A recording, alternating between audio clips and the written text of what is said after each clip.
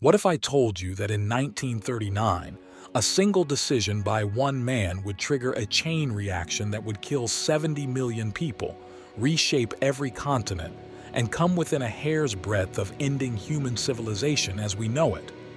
This isn't just history, it's a stark warning etched in blood and ash. World War II was not merely a clash of armies. It was a fundamental struggle for the soul of humanity, a test of whether decency could withstand the onslaught of absolute evil.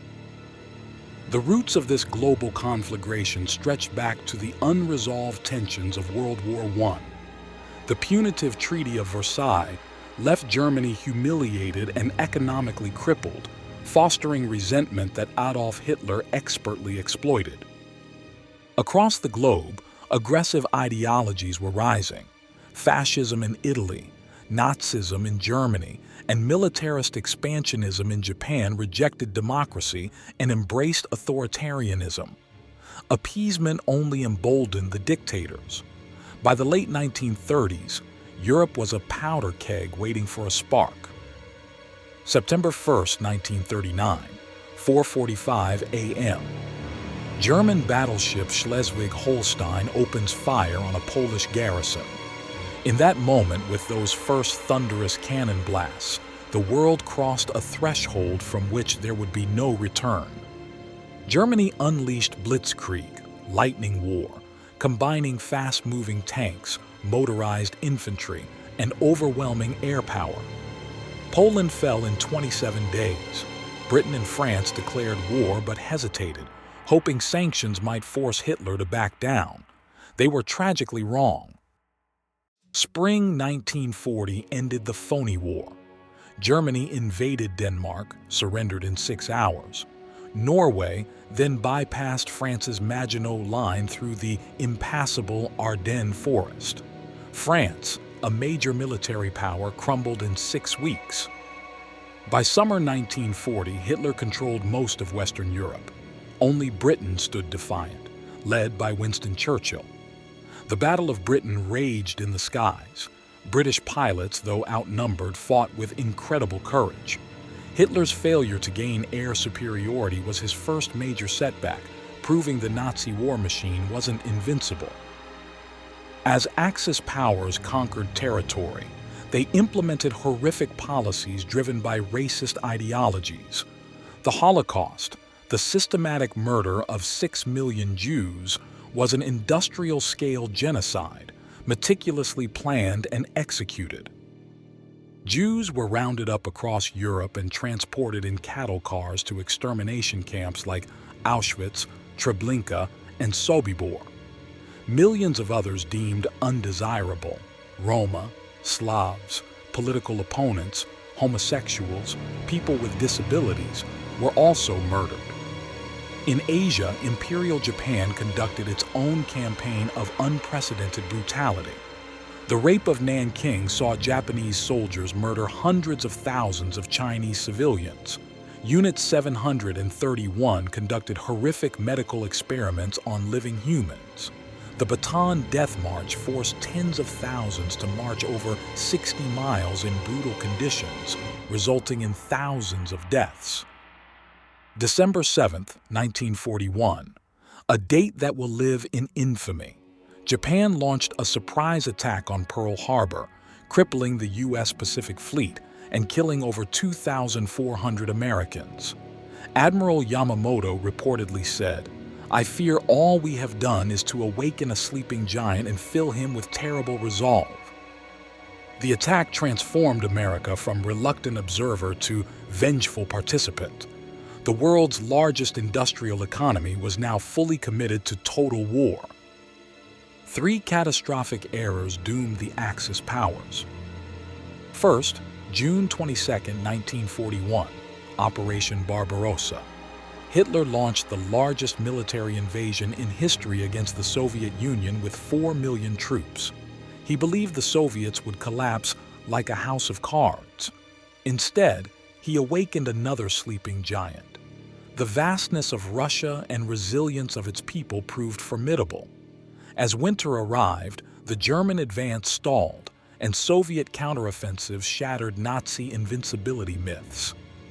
Second, Pearl Harbor guaranteed U.S. entry with its immense industrial capacity.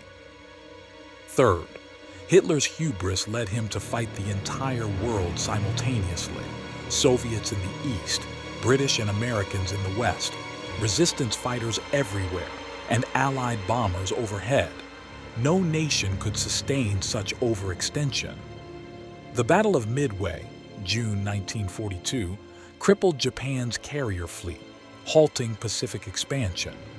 El Alamein, 1942, saw British forces defeat Rommel in North Africa, but the most decisive was Stalingrad, 5 months of brutal urban combat that ended with an entire German army destroyed. Of 300,000 German soldiers who entered the city, fewer than 90,000 survived capture, and only 5,000 would see Germany again. D-Day, June 6, 1944. The largest amphibious assault in history opened a second front in Western Europe. Allied forces pushed eastward while the Soviet Red Army drove westward. Germany was crushed between two massive offensives. In the Pacific, bloody island hopping brought Americans within bombing range of Japan. Battles like Iwo Jima and Okinawa were incredibly costly, leading planners to estimate that invading Japan would cost millions of lives. On July 16, 1945, scientists successfully tested the first atomic bomb in New Mexico. President Truman faced a monumental decision: use this weapon to force surrender or risk prolonging the war. August 6th, Hiroshima. August 9th, Nagasaki. The unprecedented destruction combined with Soviet invasion of Manchuria finally compelled Japan's surrender on August 15, 1945. The war killed 85 million people. Entire cities lay in ruins, economies shattered, millions displaced. From this devastation emerged new institutions, the United Nations, Universal Declaration of Human Rights, determined that such atrocities must never happen again. War criminals faced justice at Nuremberg and Tokyo, establishing precedents for international law and accountability. World War II revealed both humanity's absolute worst and absolute best. It showed that civilized people could systematically murder millions, but also that ordinary individuals would sacrifice everything to defend freedom and human dignity. The question that haunts historians: have we learned enough to prevent it from happening again? In our age of rising authoritarianism and global tensions, the echoes of the 1930s feel unsettlingly close. Understanding this history isn't academic, it's a moral imperative. We must remember victims, honor sacrifices, and critically analyze causes and consequences. The lessons are too important to forget. Support Holocaust education, challenge prejudice, engage in civil discourse, advocate for peaceful resolution, and hold leaders accountable. The defense of peace and freedom requires constant vigilance from all of us. Let the memory of World War II be a call to action. Learn from the past, stand up for what's right today, and work toward a future where the horrors of the 20th century are never repeated. The war that almost ended everything must never be allowed to happen again.